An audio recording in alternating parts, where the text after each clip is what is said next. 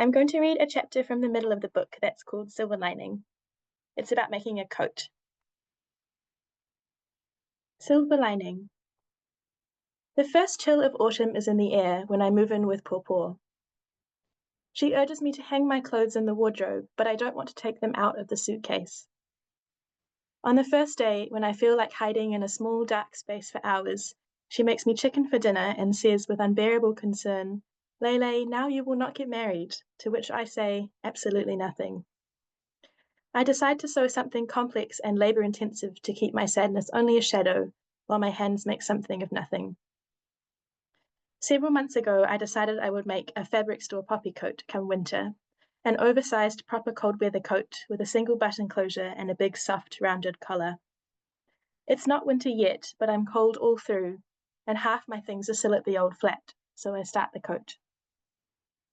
Coats are my favorite type of garment because they represent a kind of escapism. Auckland is never really cold enough for a coat, but nonetheless, wearing one in grey July makes me think of snow falling on woolen shoulders, as it does in all the cities I'd like to live in. More importantly, wearing a coat means feeling held. A coat is protection against weathers external and internal. I've never been good at sewing slowly. It's too exciting to go fast, but I don't get a choice here. I print the pattern in A0 at a local copy shop. Then, on Instagram, I look at poppy coats made by sewists around the world. Poppies cut from old woolen blankets, shirling with checked lining, lilac cashmere. I read all the captions and take notes on recurring advice. Size down 2 to 3 sizes, practice the pockets, use a point turner, and press every seam. I lay out my fabric, a heavy brushed grey wool plaid, bought months ago on sale, and steam it with patience. Perhaps for once I will do it all as I should. The poppy coat is the most difficult garment I've ever made. It takes me a whole morning to learn to make belt pockets, those funny formal rectangular pockets you get on school blazers or the backs of suit trousers. I smooth my grandma's sputtery iron over many meters of interfacing, a lengthy process with pattern pieces this big. I cut my lining, a liquid silvery viscose that slithers wildly under the chalk on the hard white tiles of the bathroom floor, the pattern weighted with library books. By the time I have sewed the shell together and it looks like a coat with functioning pockets and half the collar, I've been sitting at the machine for 7 hours, so long I can barely straighten my neck anymore. The wool is too heavy to press the seams open properly, and the bobbin thread keeps snapping because I'm sewing 3 thick layers too quickly, and on second thought, perhaps I've snipped just 1 millimeter too far into the corner on the back of one of the welt pockets, which means I'll need to patch the back before I put the lining in. But the coat is a coat, made for my body by my hands. Like gardening, sewing is an investment in the future, in what sort of person your future self will be, and how she will feel about her body, and what she will want to wear. I choose this grey plaid and cut it to my size, thinking unashamedly of myself and how I want to feel, which is not how I feel now. More fundamentally, as writer Sophie Tannhauser puts it, sewing something for yourself implies belief in a future self. Pressing the lining today means I will stitch it into the outer shell tomorrow. Inserting a pocket now means one day it will hold my hand. I clip into the collar corners, learn and execute the finicky couture of buttonhole stitching by hand, wrestle determinedly with the petulant lining. Sewing means proving to myself I haven't given up on either work or joy. My cousin Lisa is also making a coat.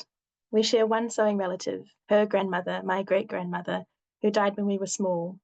But both of us remember her knotted hands, which cooked chow fan for 60 years and tended the garden and made the whole family's winter coats. Lisa is making a paper-cut patterns Nova coat of 2 contrasting black and brown tweeds. Her coat is minimalistic, a clean cocoon shape, while mine is sweeping and romantic. She reminds me that another sensibility entirely is possible. We sew our coats together, and on the days we are apart, we send each other progress pictures, us in half coats, in single sleeves, threads bird nested at hems, everything unfinished and promising.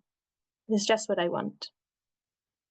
Lisa finishes her coat before me and sends a picture taken in front of her bathroom mirror. She looks fantastic. It remains amazing to me that this silly little hobby of ours could turn out something that looks like an actual coat. When I next see her, she's wearing her coat out in the world, an idea made real. It looks as good as anything you could buy, but she shows me how, at the hem, where the lining meets the shell, there's a slight misalignment, a reminder it was made by inexpert hand. I think this is quite beautiful in her coat, but when I attach the lining of my own coat to the shell and it's similarly crooked, I feel annoyed. I hate this feeling, and this month I'm tired of my feelings, and after unpicking the scene twice, I end up letting it be. I move on to the next step, so eventually I can send Lisa a photo taken in front of Pawpaw's bathroom mirror. I don't know what to make of this slip of time. I rise each morning at 6, I read before work, I make small, simple meals. The rice cooker lisps beside the stove. The orchids pose stark and flowerless in the living room. The washing machine plays an irresistible electronica version of Die Forelle to announce the end of a cycle.